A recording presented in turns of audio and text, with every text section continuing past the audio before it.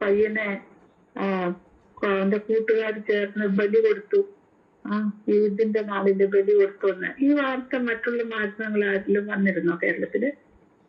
ഇല്ല, ആരും ആ വാർത്ത ഇല്ല. ഓൺലൈൻ മാധ്യമങ്ങൾ 2 മാത്രമേ കൊടുത്തിട്ടുള്ളൂ. ഒരു ബക്രീദിന് സൂര്യൻ എന്ന് പറയുന്ന ഒരു പയ്യനെ, 17 വയസ്സുകാരനെ, ആസാദ് എന്ന് പറയുന്ന ഒരു പയ്യൻ വീട്ടിൽ നിന്ന് ബക്രീദിന്റെ സദ്യക്ക് വേണ്ടിയിട്ട് വിളിച്ചുകൊണ്ട് പോകുന്നു. ബിരിയാണി തരാമെന്നൊക്കെ പറഞ്ഞിട്ട് കൊണ്ടുപോകുന്നു. അവിടെ ചെന്നപ്പോഴാണ് ഈ കുട്ടി കാണുന്നത് മറ്റ് 6 പേര് കൂടിയുണ്ട്. അപ്പോൾ നീ ആടിനെ ഇറക്കുന്നത് കണ്ടിട്ടുണ്ടോ എന്ന് ചോദിച്ചു. ഇല്ല, എനിക്കതൊന്നും കാണാനുള്ള മനക്കെട്ടിയില്ല, താല്പര്യമില്ല എന്ന് പറയുന്നു. പിന്നീട് ഈ കുട്ടിയെ പിടിച്ച് മലർത്തി കിടത്തി കഴുത്തറുക്കാൻ ശ്രമിക്കുമ്പോൾ അവനും 17-കാരനാണ്, നല്ല ആകാര വലിപ്പമൊക്കെയുള്ള കുട്ടിയാണ്. അവനതിനെ എതിർക്കാൻ ശ്രമിച്ചപ്പോൾ 6 പേരും ചേർന്ന് മാരകമായിട്ട് ആ കുട്ടിയെ കുത്തി കൊലപ്പെടുത്തുകയും പിന്നീട് കഴുത്തറുക്കുകയും ചെയ്തു. അത് നമുക്കറിയാമല്ലോ, ഇരയും വേട്ടക്കാരും ആരാണ് എന്ന് നോക്കിയിട്ട് മാത്രമല്ലേ നമ്മുടെ നാട്ടിൽ വാർത്തകൾ റിപ്പോർട്ട് ചെയ്യത്തുള്ളൂ. അപ്പോൾ സത്യസന്ധമായിട്ട് വാർത്തകൾ റിപ്പോർട്ട് ചെയ്യുന്നു എന്ന് പറയപ്പെടുന്നവർ പോലും ഈ വാർത്ത റിപ്പോർട്ട് ചെയ്തിട്ടില്ല. ഞാനത് ഹൈലൈറ്റ് ചെയ്തിട്ടുണ്ട്. അതിൽപ്പെട്ട 6 പേരെയും പിടിച്ചതിനെ സംബന്ധിച്ച് ഇന്ന് ഞാൻ വീഡിയോയും ചെയ്തിട്ടുണ്ട്.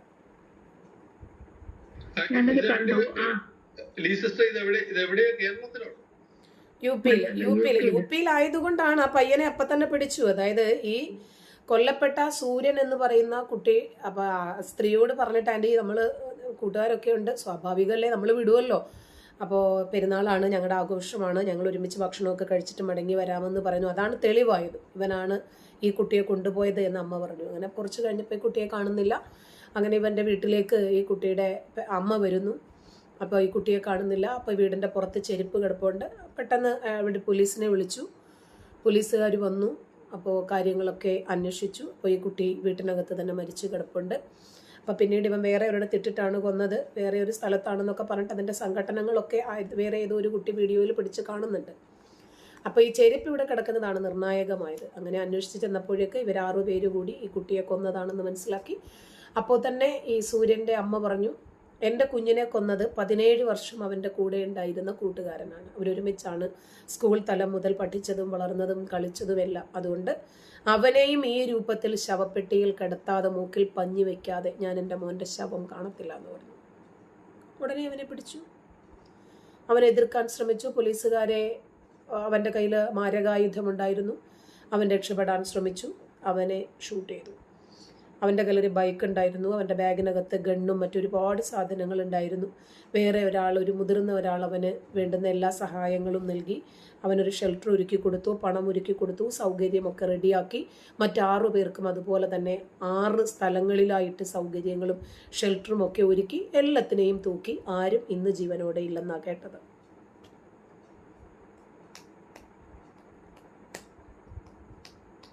ഇങ്ങനെ കൊല്ലുന്ന സമയത്ത് ഇവരുടെ വീട്ടില് മുതിർന്നവരൊക്കെ ഉണ്ടായിരുന്നില്ലേ, ഈദ് ആഘോഷിക്കല്ലേ? അപ്പൊ ഇവരൊന്നും അറിയാതെയല്ലല്ലോ ഇത് സംഭവിച്ചിട്ടുണ്ടാവാത്ത ടീച്ചറെ. അത് ഏറെ രസകരം എന്താണെന്നറിയാമോ സിസ്റ്റർ? ഇപ്പോൾ ഒരുത്തനായിരിക്കുമല്ലോ ഇത് ചിന്തിക്കുക.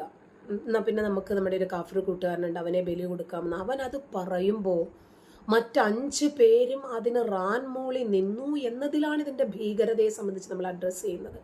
അവരിൽ ആരെങ്കിലും ഒരാൾ ഇതിനെ എതിർത്തിരുന്നെങ്കിലടാ, നമ്മളെപ്പോലെ ഒരുത്തനല്ലടാ, ഇനി പിന്നീട് കേസും കൂട്ടങ്ങളും ഒക്കെ വന്നു കഴിഞ്ഞാൽ നമുക്ക് പഠിക്കാൻ പറ്റില്ല, നമുക്ക് ജോലി ചെയ്യാൻ പറ്റില്ല, നമ്മുടെ ജീവിതത്തെയൊക്കെ അത് ബാധിക്കില്ലേ, നമ്മുടെ കൂട്ടുകാരനല്ലേ, നാളെ അവനെ നമുക്ക് കാണണ്ടേ, എന്തിനാണ് അവനെ അറുക്കുന്നത്, എൻ്റെ ആവശ്യമില്ല, അത് ചെയ്യണ്ട, എനിക്ക് പേടിയാണ് എന്ന് ഇവരിൽ ഒരാളെങ്കിലും പറഞ്ഞിരുന്നെങ്കിൽ ഇത് സംഭവിക്കുമായിരുന്നില്ല. അപ്പോൾ നമ്മുടെ മക്കൾ അങ്ങനെ ചെയ്യുന്നെങ്കിൽ അവൻ വളർന്നു വരുന്ന പശ്ചാത്തലവും അവൻ്റെ സാമൂഹിക അവസ്ഥയും അവൻ്റെ സുഹൃത്തുക്കളും അവൻ്റെ ആ ഒരു ആവാസ വ്യവസ്ഥയ്ക്ക് ചുറ്റും വലിയ രൂപത്തിൽ അവന് സ്വാധീനം ചെലുത്തുന്നുണ്ട്. ഒരുപക്ഷെ അവൻ്റെ വീട്ടിൽ തന്നെ ഇത്തരം കാര്യങ്ങൾ സംസാരിക്കുകയും ആശയവിനിമയം നടത്തുകയും കാഫിറുകളോടുള്ള അങ്ങേയറ്റമുള്ള വിരോധം കാത്തു സൂക്ഷിക്കുകയും ഒക്കെ ചെയ്യുന്ന ഒരു പരിതസ്ഥിതി ആയിരിക്കുമുള്ളത്. അല്ല, വേറെ കാര്യം ഉണ്ടല്ലോ സിസ്റ്ററെ, ഇപ്പൊ എതിർത്താൽ അവർക്ക് സ്വർഗം നഷ്ടപ്പെടത്തില്ലയോ? കാഫറിനെ കൊല്ലുന്ന എതിർത്താൽ അവർക്ക് സ്വർഗം നഷ്ടപ്പെടുമെന്നുള്ള ചിന്ത അവരെ ഭരിക്കുന്നുണ്ടാവുമല്ലോ. അവരെ അങ്ങനെയല്ലേ പഠിപ്പിച്ചിരിക്കുന്നു. അപ്പൊ അവര് സ്വർഗത്തിനല്ലയോ പ്രാധാന്യം കൊടുക്കുന്നത്? അല്ല, ഇവിടെ സ്വർഗം നരകം എന്നതിനേക്കാളൊക്കെ ഉപരി നമ്മൾ ചർച്ച ചെയ്യേണ്ടത് കാഫിറുകളോടുള്ള ഇവരുടെ അടങ്ങാത്ത അമർഷം. ഈ ചെറിയൊരു കുട്ടി കൊലപാതകം ചെയ്യാൻ വരെ അവൻ തയ്യാറാകുന്നു എന്ന് പറയുമ്പോൾ വളരെ ചെറിയ പ്രായത്തിലെ തന്നെ അവനിൽ ഊട്ടി ഉറപ്പിക്കപ്പെട്ട ഒരു അന്യമത വിരോധത്തിൻ്റെ കാഠിന്യം എത്രമാത്രമുണ്ട് എന്നുള്ളതാണ്. അതായത് എൻ്റെ പടച്ചോൻ, എൻ്റെ സൃഷ്ടാവ് എന്നിൽ സംപ്രീതനാകണമെങ്കിൽ ഞാൻ ഇതൊക്കെ ചെയ്യണം, ഞാൻ ചെയ്യേണ്ടതാണ്. എൻ്റെ കാഫിറായിട്ടുള്ള കൂട്ടുകാരനെ സ്നേഹിക്കുകയല്ല ഞാൻ ചെയ്യേണ്ടത്, കൊല്ലാനാണ് എൻ്റെ പടച്ചോൻ എന്നെ പഠിപ്പിച്ചത് എന്ന ഒരു ആശയം ഈ കുട്ടിക്ക് കിട്ടുന്നത് എവിടെ നിന്നാണ് എന്നതാണ് നമ്മൾ ചിന്തിക്കേണ്ടത്.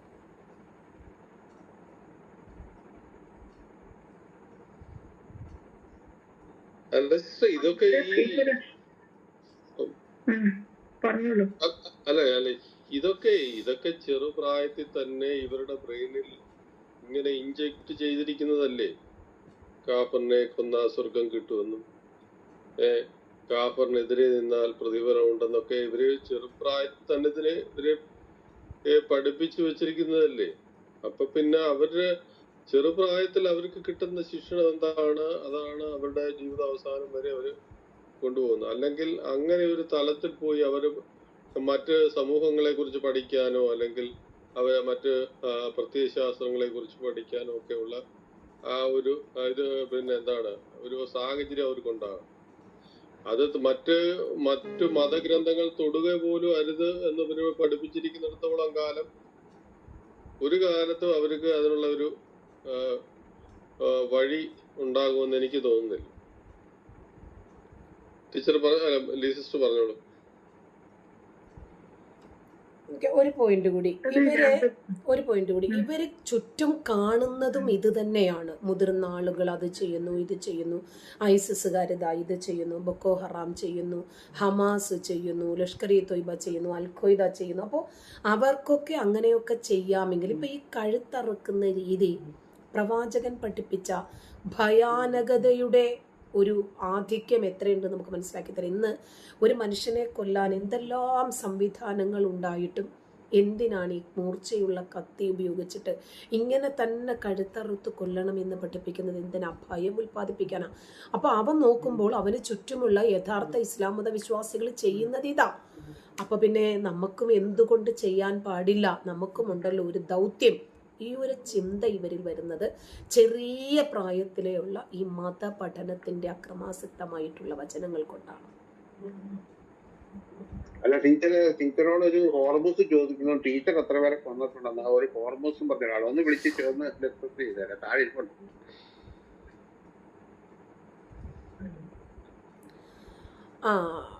സുഹൃത്തെ, ഞാൻ കാഫിറുകളെ കൊന്നാണ് പഠിച്ചിരുന്നതെങ്കിൽ ഇന്ന് ഞാൻ ഈ പ്ലാറ്റ്ഫോമിൽ വന്നിരിക്കുമായിരുന്നില്ല. ഇന്നും ഞാൻ ആ പാതയിലെ പിന്തുടരത്തുള്ളൂ. അന്നും അതിനകത്ത് നിൽക്കുമ്പോഴും വ്യതിരിക്തമായിട്ട് ചിന്തിച്ചത് കൊണ്ടാണല്ലോ ഞാൻ ഇന്ന് ഈ പ്ലാറ്റ്ഫോമിൽ വന്നിരിക്കുകയും ഇതിൻ്റെ ഭീകരതയെക്കുറിച്ച് ചർച്ച ചെയ്യുകയും ചെയ്തത്. അന്ന് ഞാൻ കാഫിറുകളെ കൊന്നിട്ടാണ് മുന്നോട്ട് പോയിരുന്നതെങ്കിൽ ഇപ്പോഴും ഞാൻ അത് തന്നെ പിന്തുടരുമായിരുന്നല്ലോ. എന്നെപ്പോലെ തന്നെ അവർക്കും ജീവിക്കാനുള്ള റൈറ്റ്സ് ഉണ്ട് എന്ന് ചിന്തിച്ചപ്പോഴല്ലേ ഇതിലെ മാനവരാഹിത്യം മനസ്സിലായതും ഇത് ഒഴിവാക്കി പുറത്തു വന്നതും.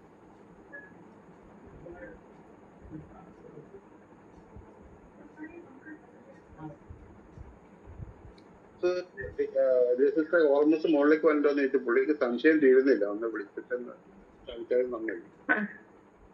ഞാൻ അയാളെ വിളിച്ചു, അയാൾ വരണ്ടേ, വന്ന് സംസാരിക്കാനായിട്ടുള്ള നട്ടലൊന്നും ഉണ്ടാവില്ല.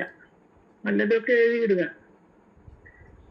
ഞാൻ ജാനത ടീച്ചറുടെ ആ വീഡിയോ കണ്ടിട്ട് ഞാൻ ഞെട്ടിപ്പോയി. സത്യം പറഞ്ഞാല് നമ്മുടെ രാജ്യത്ത് UP-യില് ഒരു കൂടെ പഠിച്ച ഒരു കുഞ്ഞിനെ കൂട്ടുകാർ ചേർന്ന് കൊത്തിക്കൊന്ന് കഴുത്തറക്കുക. അതായത് ഇവരുടെ ഭയങ്കര ബലിദിനാണല്ലോ. ഏതോ ഇബ്രാഹിം നബി കൊണ്ട് മകനെ കൊണ്ട് എന്നൊക്കെ പറഞ്ഞുകൊണ്ടുള്ള ഇവരുടെ ഒരു പൊട്ടക്കഥയുണ്ട്. യഥാർത്ഥ കഥ ഇവർക്ക് അറിയത്തില്ല, യഥാർത്ഥ ചരിത്രം ഇവർക്ക് അറിയില്ല. എവിടുന്നോ ആരോ പറഞ്ഞു കേട്ട ഒരു കാര്യത്തിന്. ഈ കേരളത്തില് പാലക്കാട് എങ്ങാണ്ടാണ് ഒരു സ്ത്രീ തന്റെ സ്വന്തം മകനെ ബാത്റൂമിൽ കൊണ്ടുവന്ന് വെച്ച് ഭർത്താവിനെ കൊണ്ട് കത്തി മേടിപ്പിച്ച് അതിന്റെ കഴുത്തറുപ്പ് 2-3 വർഷം മുമ്പ് ഇബ്രാഹിം നബി മകനെ അറുക്കാൻ പോയെന്നും പറഞ്ഞിട്ട്. ആ കേസിന്റെ എന്തെങ്കിലും വിവരം പിന്നീട് ഒന്നും പുറത്തു വന്നതേ ഇല്ലല്ലോ. ആശ്രയ ജയിലിൽ കിടപ്പുണ്ട്. അത്രേ ഉള്ളൂ. അന്ന് ജയിലിൽ കയറി, പുറത്തിറങ്ങി കാണുമെന്ന് അറിയില്ല. സ്വന്തം മകനെയല്ലേ വന്നത്. അപ്പൊ അപ്പൻ പറയാ എനിക്ക് പരാതിയില്ല എന്ന് പറഞ്ഞു കഴിഞ്ഞാ സ്ത്രീക്ക് തനിക്ക് സുഖമില്ലെന്ന് അവരങ്ങ് പറഞ്ഞു പരത്തി. അവര് ഇങ്ങനെ അതെല്ലാവരും യൂറോപ്പിലൊക്കെ ചെയ്യുന്ന പണിയാണ്. എവിടെങ്കിലും പോയി ബോംബ് പൊട്ടിക്കുന്നവനെ, കാഫറിനെ കൊന്ന് ബോംബ് പൊട്ടിക്കുന്നവനെ കോടതി വരുമ്പോ അവൻ പറയുന്ന അയ്യോ അവന് തലയ്ക്ക് സുഖമില്ല, അവൻ മെന്റൽ പേഷ്യന്റ് ആണ്, അതുകൊണ്ട് ചെയ്തതാണ് എന്നൊക്കെയാണ് അവര് കോടതി പതിവും പറയുന്നത്. യൂറോപ്പിൽ പ്രത്യേകിച്ച് ഇങ്ങനെ ഒരു സെക്കൻഡ്, ഈ ഹോർമൂസിൽ തന്നെ കയറി പേടിയാണ്. പണ്ട് രണ്ടുപേരും ചുവന്നുകൊണ്ടില്ല കാലൊക്കെ നെൽസോണ വലിച്ച ഒരവസ്ഥ എന്ന് പറഞ്ഞാൽ ആരെങ്കിലും രണ്ടുപേരും കൂട്ടിയിട്ടെങ്കിലും ഒന്ന് കയറി വാപ്പത് സംശയമൊക്കെ തീർക്കാം.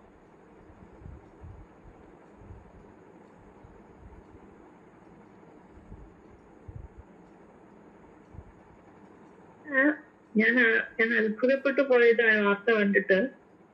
ഇത്ര കൊച്ചു പിള്ളേര്, ഹൈസ്കൂളിൽ പഠിക്കുന്ന പിള്ളേർക്ക് തങ്ങളുടെ കൂട്ടുകാരനെ ഇങ്ങനെ ബലി കൊടുക്കാമെന്നൊക്കെ അവന്റെയൊക്കെ മനസ്സിൽ ചിന്തിക്കണമെങ്കിൽ എത്രയധികം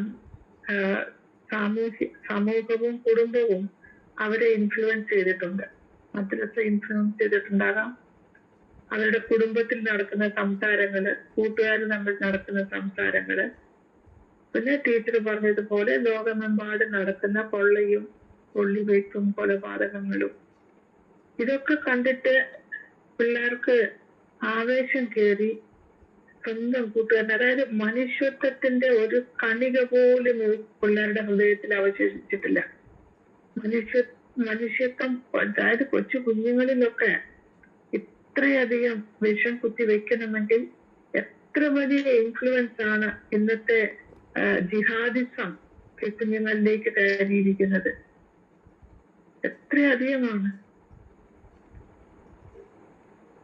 ഈ വീട്ടില് ആ കുഞ്ഞിനെ ശവം കിടന്നിട്ട് അതിനെ കൊന്നിട്ട് അവിടെയുള്ള അഡൽറ്റ്സ് ഉണ്ടല്ലോ, ഈ പയ്യന് അപ്പന് അമ്മ മുത്തച്ഛനും ഒക്കെ ഉണ്ടാവുമല്ലോ, വിരുന്നുകാര് വന്നിട്ടുണ്ടാവുമല്ലോ, അവരാരും ഇത് തടഞ്ഞില്ല എന്നുള്ളതാണ്. സ്വർഗത്തിൽ പോകാനല്ലേ സിസ്റ്ററെ? അള്ളാഹുവിന് എന്തുവാ ദീന് വേണ്ടി ചെയ്യുമല്ലയോ? അതുകൊണ്ടാ ഇത് ഇല്ല, കൊലപാതകികളെ UP പോലീസ് ആയതുകൊണ്ട് കൊല്ലുക പിടിക്കുകയൊക്കെ ചെയ്യും. പക്ഷെ ഈ മെന്റൽ ഡിസീസ്, ഈ മനോരോഗം, ഈ സമൂഹത്തിന് മുഴുവനുള്ള മനോരോഗം എങ്ങനെ മാറ്റും?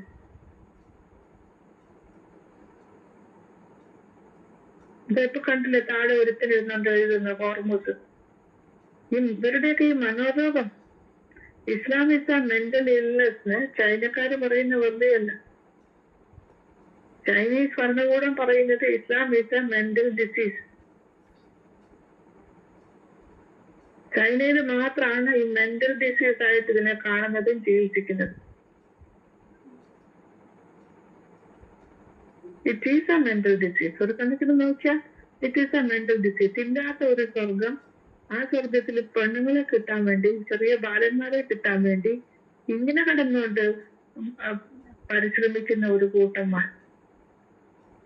ഈ ഖുർആൻ ഒരു തവണ സ്വന്തം മാതൃഭാഷയിൽ വായിച്ചാൽ മനസ്സിലാവും ഇത് ഏതോ ഒരു പൊട്ടക്കണാപ്പിന് എഴുതി, അയാളുടെ തീരാത്ത ആഗ്രഹങ്ങൾക്ക് വേണ്ടി എഴുതി ഉണ്ടാക്കിയ ഒരു കിതാബാണെന്ന്. അയാൾക്ക് ഇഷ്ടം പോലെ പെണ്ണുങ്ങളെ വേണമായിരുന്നു, പയ്യന്മാരെ വേണമായിരുന്നു, മദ്യം വേണമായിരുന്നു. അത് ഇഷ്ടം പോലെ കിട്ടിയിട്ട് അയാൾക്ക് തൃപ്തിയായില്ല. അയാളുടെ ഫോളോവേഴ്സിനെ ഉത്തേജിപ്പിക്കാൻ വേണ്ടി ഈ സാധനമൊക്കെ സ്വർഗത്തിൽ കിട്ടുമെന്നും പറഞ്ഞിട്ട് ഇതൊക്കെ ഇന്ന് വിശ്വസിക്കുന്നില്ല ഇവർ. ഇപ്പൊ ഈ 7 പേര് കൂടി ചേർന്ന് കൊന്ന ഒരുത്തൻ വീഡിയോ എടുത്തു. ഈ പിള്ളേരൊക്കെ മര്യാദയ്ക്ക് ജീവിതം ഈ രാജ്യത്തിന് ഉപകാരപ്പെട്ട് ജീവിക്കേണ്ട പിള്ളേരല്ലേ? ഈ പന്ന കിതാബല്ലേ ഇവരുടെ മനസ്സിനെയൊക്കെ ഈ രീതിയിലാക്കി പഠിപ്പിച്ച് അവന്റെ കുടുംബവും അവന്റെ സമൂഹവും അല്ലേ ഇവരെ ഇങ്ങനെ ആക്കിയത്. അവൻ ജനിച്ചതേ കൊലയാളിയായിട്ടല്ലോ. പക്ഷെ ഈ പ്രായത്തിൽ തന്നെ ഇത്ര വലിയൊരു കൊല ചെയ്യാൻ തയ്യാറായെങ്കിൽ ഇവരൊക്കെ യോഗി അവരെയൊക്കെ പരലോകത്തേക്ക് അയച്ചെങ്കിൽ നല്ല കാര്യം തന്നെ. കാരണം ഇവരൊന്നും പിന്നെ ജീവിക്കാൻ യോഗ്യതയില്ല. ഈ ലോകത്ത് ജീവിക്കാൻ ഒരു യോഗ്യതയില്ല.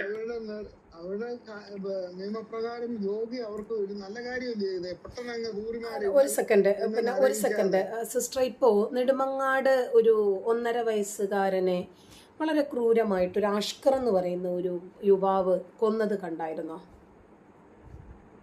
ഞാൻ ആ വിഷയത്തെ കുറിച്ചിട്ട് ഒരുപാട് സംസാരിച്ചത്. കഴിഞ്ഞ ദിവസവും നമ്മുടെ ഗ്രൂപ്പിൽ ഈ വിഷയത്തെ സംബന്ധിച്ച് ഒരു ചർച്ച നടന്നതാണ്. അതായത് ആ കുഞ്ഞ് ഒരു കാഫിറിന്റെ കുഞ്ഞായിരുന്നു.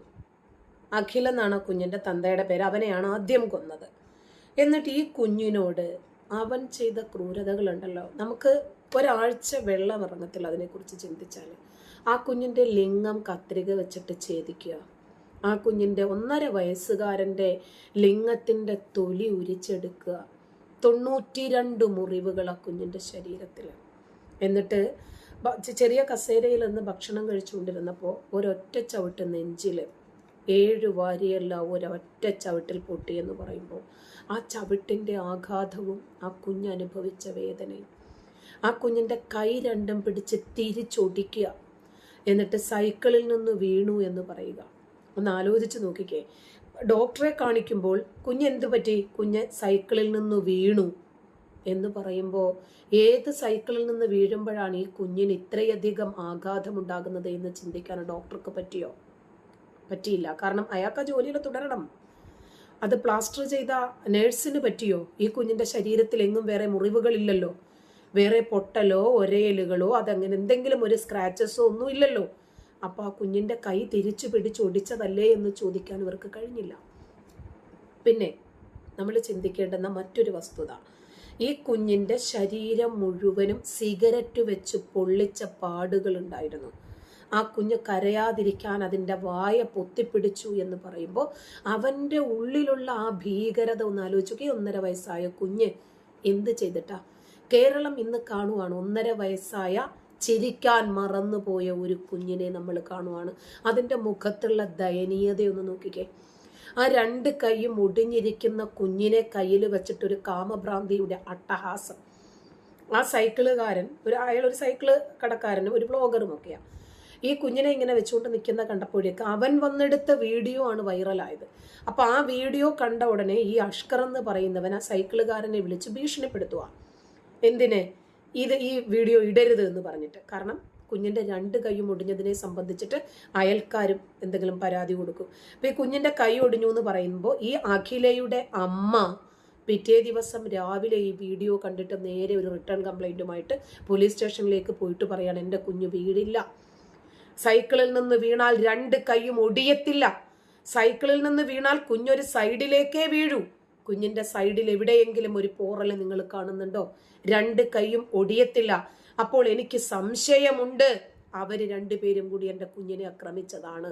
എന്നിട്ട് അവരവരുടെ മോളെ രക്ഷപ്പെടുത്താൻ വേണ്ടിയിട്ട് ശ്രമിക്കുന്നുണ്ട്. അത് വേറൊരു ഭാഗം പോട്ടെ. അവർ കംപ്ലൈൻറ്റും കൊണ്ട് പോകുന്നു. എന്തുകൊണ്ട് പോലീസ് അന്വേഷിച്ചില്ല? ആലോചിക്കണം. ഈ അഷ്കർ എന്ന് പറയുന്നവനെ സഹായിക്കുന്നത് ആരൊക്കെയാണ് എന്ന് ചിന്തിച്ചു നോക്കിക്കോ. ഇന്ന് ഒരാളൊരു ഏതെങ്കിലും രൂപത്തിൽ കുത്തേൽക്കുകയോ വെട്ടേൽക്കുകയോ ചെയ്ത് ആശുപത്രിയിൽ പോയി കഴിഞ്ഞാൽ ഡോക്ടർമാർ 100 കണക്കിന് ചോദ്യങ്ങൾ ചോദിക്കും. ഈ 1.5 വയസ്സായ കുഞ്ഞിന്റെ ശരീരത്തിൽ ഉണ്ടായ 92 മുറിവുകൾ ഈ ഡോക്ടർ കണ്ടില്ല എന്നോ? ഇത് എക്സ്റേ എടുത്തപ്പോൾ 12 ദിവസമായി ഈ കുഞ്ഞിന്റെ കൈയൊടിഞ്ഞിട്ട് ഇതുവരെ എന്നോ? പെട്ടെന്ന് ഒടിയുന്നതും 12 ദിവസമായി. അപ്പൊ ഈ 12 ദിവസം ഈ ഒടിഞ്ഞ കൈയുമായിട്ട് ഈ കുഞ്ഞനുഭവിച്ച വേദന ചിന്തിച്ചു നോക്ക്. ചോറ് വാരി വായിൽ വെച്ചു കൊടുക്കുമ്പോൾ കുഞ്ഞ് കരയുന്നു ഈ വേദന കാരണം. അപ്പോൾ ഈ കുഞ്ഞിനെ ഇവനും ഉപദ്രവിക്കുക. 1.5 വയസ്സായ കുഞ്ഞിനെ അടിക്കാൻ വടി വെട്ടി വെച്ചിട്ടുണ്ടെന്ന് ഞാൻ പറഞ്ഞു വരുന്നത് ഇതൊന്നുമല്ല. എന്നിട്ട് ഇവനെ കാണാൻ ഇവന്റെ തള്ള ജയിലിൽ പോകുന്നു. അതാണ് ഫലത്തെ നോക്കി വൃക്ഷത്തെ വിലയിരുത്താമെന്ന്. എവിടെ നിന്നാണ് ഈ ഭീകരതകൾ ഇവർക്ക് കിട്ടുന്നത് എന്നാ പറഞ്ഞു വരുന്നത്. ഇവൻ അഖിലിനെ കൊന്നു. ഇവൻ ആദ്യം വിവാഹം കഴിച്ച ആമിന എന്ന് പറയുന്ന പെൺകുട്ടിയെ കൊല്ലാക്കൊല ചെയ്തു. ആ ആമിനയുടെ 15 വയസ്സുള്ള സഹോദരനെ കൊന്നു. ഇവൻ ഇതിലൊന്നും പിടിക്കപ്പെടുന്നില്ല. ഇവൻ വേറെ ഒരു പെണ്ണുമായിട്ട് കുറച്ചു നാൾ ജീവിച്ചിട്ട് ആ പെണ്ണിനെ കൊന്നു. ആ പെണ്ണൊരു ഡാൻസ് ടീച്ചറായിരുന്നു അത്രേ. അപ്പൊ ഇത്രയും ആളുകളെ കൊന്നിട്ടും ഇവൻ ഒരു ശിക്ഷയും കിട്ടുന്നില്ല. അപ്പോൾ ഇവന്റെ പിന്നിൽ വലിയൊരു റാക്കറ്റ് ഇല്ലേ? ഇവൻ എന്തോ വലിയൊരു ഗുണ്ടാസംഘത്തിന്റെ ആളല്ലേ? എന്നിട്ട് ഈ തള്ള ഇന്നലെ മാധ്യമങ്ങൾക്ക് മുമ്പിൽ വന്ന് കരയുക, എന്റെ കുഞ്ഞെന്തെങ്കിലും തിന്നാ എന്തോ. അപ്പൊ മാധ്യമ പ്രവർത്തകൻ ചോദിക്കുന്നു, അല്ല 1.5 വയസ്സുകാരനെ നിങ്ങളുടെ മകൻ കൊന്നു. എന്റെ മോൻ കൊല്ലത്തില്ല, കൊല്ലാൻ വേണ്ടിയിട്ട് ചവിട്ടിയതായിരിക്കത്തില്ല. കുഞ്ഞ് ചിലപ്പോ ചോറ് കൊടുത്തപ്പോ കരഞ്ഞു കാണും, അപ്പോൾ ഇവൻ ചവിട്ടി കാണും, കുഞ്ഞു വീണ് തീർന്നു പോയി കാണും, വളരെ ലാഘവത്തോടു കൂടി. അപ്പോൾ ശരിക്കു പറഞ്ഞാൽ ഈ കുടുംബം മുഴുവനും, ഇവന്റെ പെങ്ങളും അതെ, അപ്പൊ ഈ കുടുംബം മുഴുവനും ഇതുവരെ ആരെയെങ്കിലും ഈ രൂപത്തിൽ ചെയ്തിട്ടുണ്ടോ എന്ന് അന്വേഷിക്കാൻ ആരെങ്കിലും മാധ്യമങ്ങളിലൂടെ ശബ്ദമുയർത്തിയത് കേട്ടോ? ഞാനല്ലാതെ ആരും പറഞ്ഞിട്ടില്ല. ഇവരുടെ ഈ തീവ്രതയും ഭീകരതയും പുറത്തു കൊണ്ടുവരാൻ ശ്രമിച്ചോ ഏതെങ്കിലും മാധ്യമങ്ങൾ? ഇല്ല. നമുക്ക് കിട്ടിയ മാധ്യമത്തിലൂടെ നമ്മൾ ശ്രമിച്ചു, അത് ലക്ഷക്കണക്കിന് ആളുകളിലേക്ക് എത്തുകയും ചെയ്തു. പക്ഷെ അതുകൊണ്ടായില്ല കാര്യം. അപ്പൊ ഞാൻ പറഞ്ഞു വരുന്നത്, കാഫിറിന്റെ കുഞ്ഞ്, ആ 1.5 വയസ്സുകാരനായിട്ടുള്ള കുഞ്ഞിന്റെ കണ്ണിൽ പോലും ഇവൻ കണ്ടെത്തിയത് എന്താ? ഇത്രയും ക്രൂരതകൾ ചെയ്തിട്ട് ഇവൻ സന്തോഷിക്കുന്നു. ഇവന്റെ കൂടെ കാമഭ്രാന്തിയായിട്ടുള്ള ഈ കുഞ്ഞിന്റെ പെറ്റതള്ള എന്ന് പറയാൻ നമുക്ക് ലജ്ജയുള്ള അവളും നിന്ന് കൂട്ടുനിൽക്കുന്നു. അവളും അടിക്കുന്നു കുഞ്ഞിനെ. ഭീകരതയുടെ ഉറവിടം എവിടെയാണെന്ന് മനസ്സിലായോ? ഇവര് വളർന്നു വരുന്ന പശ്ചാത്തലം വലിയ രൂപത്തിൽ ഇവർക്ക് ഒരു മറയാണതിന്. ഇപ്പൊ എനിക്ക് 4 മക്കളുണ്ട്. എൻ്റെ മക്കളോട് ഞാൻ ഈ പപ്പടക്കമ്പി പോലും എടുക്കാൻ സമ്മതിക്കില്ല. ഞാൻ പറയും, മക്കളെ, നിങ്ങൾക്ക് ആവശ്യം പേനയാണ്, അതാണ് നിങ്ങളുടെ ആയുധം, വേറെ ഒന്നും എടുക്കരുത്. ഇപ്പൊ സാധാരണ എല്ലാ വീടുകളിലും പരസ്പരം തമ്മിലിടിയും ബഹളവും ഒന്നുമില്ല. എൻ്റെ മക്കള് വളരെ എന്തെങ്കിലും അവർക്ക് അങ്ങോട്ടും ഇങ്ങോട്ടും അഭിപ്രായ വ്യത്യാസമുണ്ടെങ്കിൽ അവർ നല്ല രൂപത്തിൽ സംവദിക്കുന്നത് ഞാൻ കണ്ടിട്ടുണ്ട്. ഒരിക്കൽ സ്റ്റീഫൻ ഹോക്കിങ്സിന്റെ വിഷയത്തെക്കുറിച്ച് സംസാരിച്ചപ്പോഴേക്ക്, നമ്മൾ വളർന്നു വരുന്ന ടെക്നോളജിയാണ് നമുക്ക് വേണ്ടത് എന്ന് പറയുമ്പോൾ ഇക്ക പറഞ്ഞു, അല്ല മക്കളെ, പടച്ചോനിൽ വിശ്വാസമൊക്കെ വേണം കേട്ടോ. അപ്പോൾ മൂത്തവൻ ചോദിച്ച ചോദ്യമാണ്, ഉപ്പച്ചി കണ്ടിട്ടുണ്ടോ പടച്ചോനെ? അപ്പൊ അടച്ചോൻ ആർക്കെങ്കിലും എന്തെങ്കിലും ഒരു നാണയമെങ്കിലും കൊടുക്കുകയും സഹായിക്കുകയും ചെയ്ത് കണ്ടിട്ടുണ്ടോ? അപ്പൊ ആ മാനവികത, അതാ ഞാൻ പറഞ്ഞത്, കുട്ടികൾ വളർന്നു വരുന്ന പശ്ചാത്തലവും കൂടി ഇതിന് ബാധകമാണ്. തന്തയും തള്ളയും നിരന്തരം തമ്മി തല്ലു കൂട്ടുന്ന വീട്ടിലെ മക്കള് ഏത് രൂപത്തിൽ, അവരെ ശ്രദ്ധിക്കാൻ ആളില്ല, അവരങ്ങനെയൊക്കെ തന്നെ പോകും. പിന്നെ ഇവർ ഓർമ്മ വെക്കുന്ന നാളിൽ ഇവർ കേൾക്കുന്നത് എന്താ? നായിന്റെ മോളെ, നായിന്റെ മോളെ, നായിന്റെ മോനെ, ഇങ്ങനെ വിളിക്കുന്നതാണ് ഇവർ കേൾക്കുന്നത്. കുറച്ച് കഴിയുമ്പോൾ ഈ കുഞ്ഞുങ്ങൾ തിരിച്ച് ഈ തന്തയും തള്ളയും ഇതേ പദം തന്നെ വിളിക്കാൻ തുടങ്ങും. അപ്പൊ ഇവരുടെ ഒരു പശ്ചാത്തലം ഇവരുടെ സ്വഭാവ രൂപീകരണത്തിന് വലിയ പങ്കുണ്ട് എന്ന് പറയാം.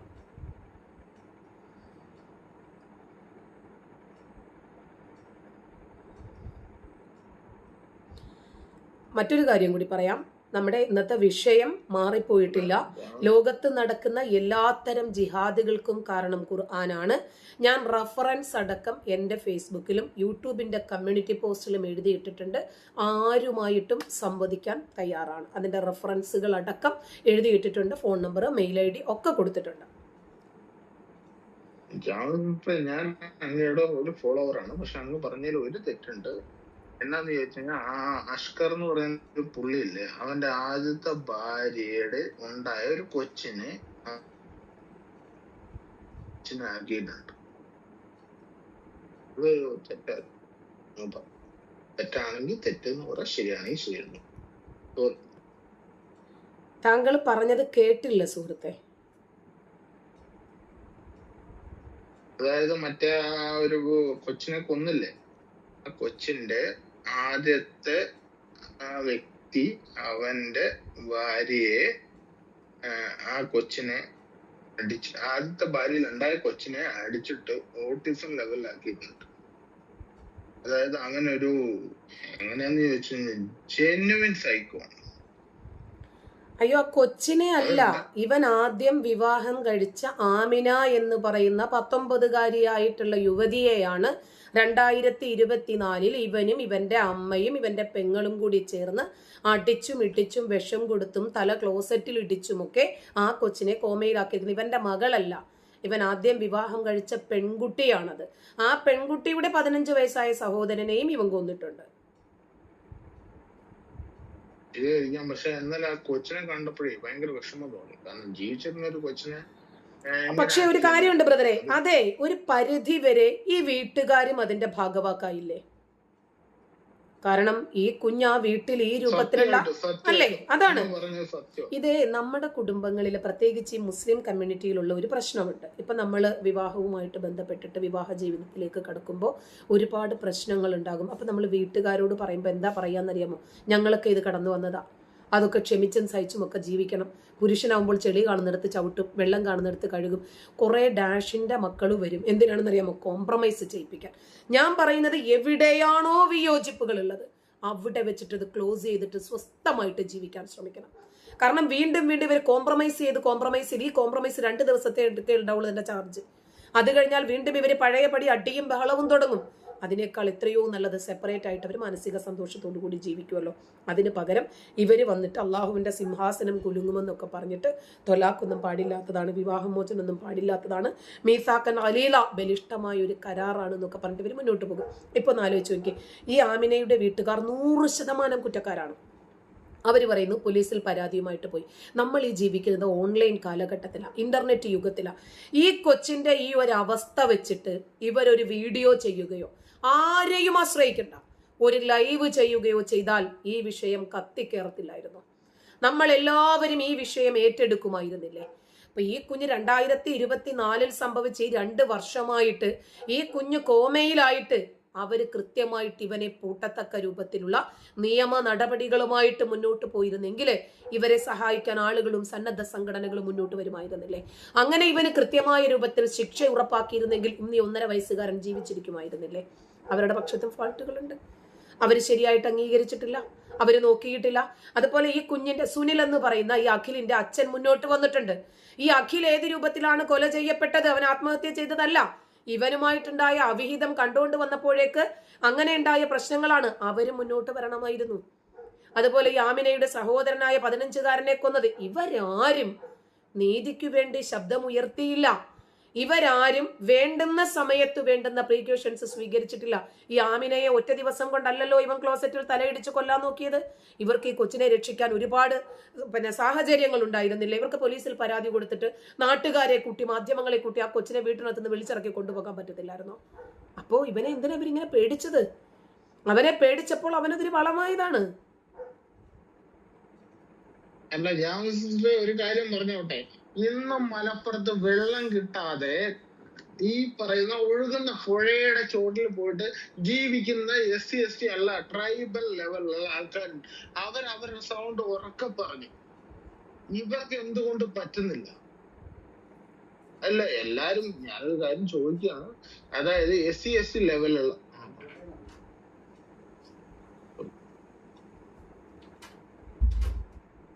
കേൾക്കുന്നില്ല. ഞാനൊരു കാര്യം ചോദിച്ചോട്ടെ. നമ്മള് ഒരു കാര്യം മനസ്സിലാവും, സോഷ്യൽ ലെവലിൽ നമ്മളും കൂടെ ഇറങ്ങി പഠിക്കണം.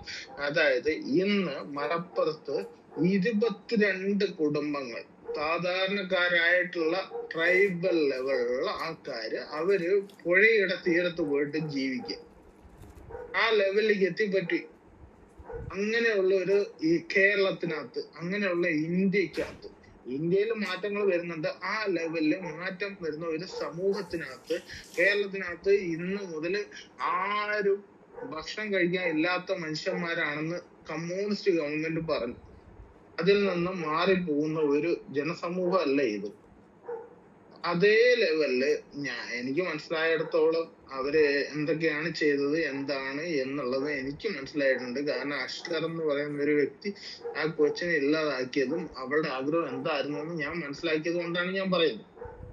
പക്ഷേ എന്തോ സംതിങ് ഫിഷ് പറഞ്ഞത് തെറ്റാണെങ്കിൽ അങ്ങ് എടുത്തോ. അങ്ങയുടെ ജനം ടിവിയിലെ ഡിബേറ്റ് ഒക്കെ കണ്ട് ഭയങ്കര കോരിത്തെരിച്ചു.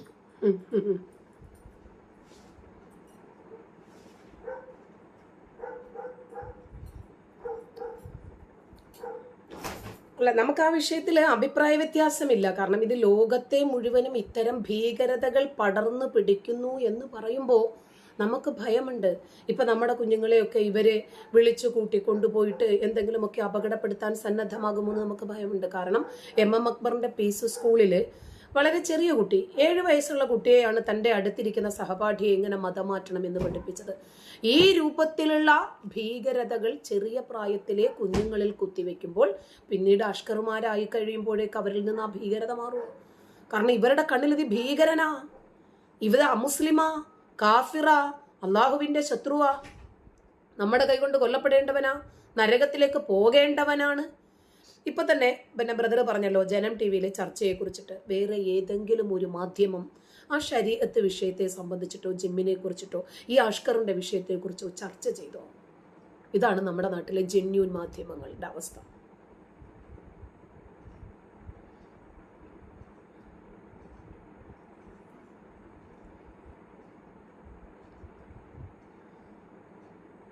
അല്ല അത് ചർച്ചാൻ ഇവരാരും പോലും എടുത്ത് പറയില്ല കേട്ടോ.